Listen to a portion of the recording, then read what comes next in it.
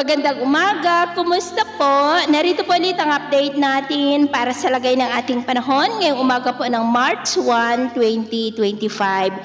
Sa ngayon po ay mayroong high pressure area na nasa southeast ng Japan na nagpapahina sa lamig ng hanging amihan na umiiral pa rin dito sa may Luzon. Ang shoreline ay bahagya rin na umangat at nakakaapekto po ngayon sa may Visayas. Easterlies ngayon ang umiiral sa may Mindanao at sa ating long range forecast, consistent pa rin na walang bagyo na namamataan na tatawid po sa ating kalupaan for the next 2 weeks. At sa lagay ng ating panahon, ngayong madaling araw ay maayos na panahon pa rin sa malaking bahagi ng bansa pero may tsansa pa rin ng mga cloudy skies with isolated rain sa may Infanta, Polillo Island, Calapan, Catanduanes, Sorsogon, Masbate, Samar Provinces, Leyte, Cadiz, Escalante, Aklan, Capiz, Sulu Archipelago at Surigao Provinces. At mamaya po ay sisikat pa rin ang araw sa malaking bahagi ng bansa pero may tsansa pa rin ng mga cloudy skies with isolated rain sa may Infanta, Polillo Island, Catanduanes,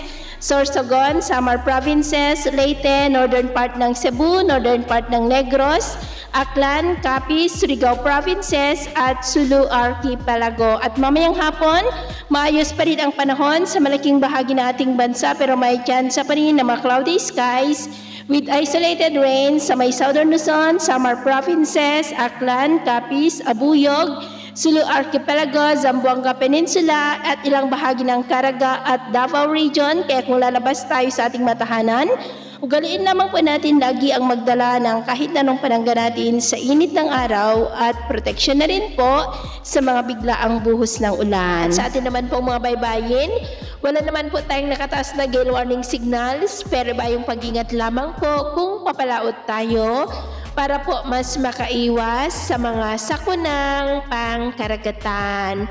So, yun po ng latest update natin sa araw na ito. At ako po muli si James na nagsasabing sa kahit anong pagsubok po na darating sa ating buhay, huwag po tayong mawawalan ng pag-asa. Thank you and God bless!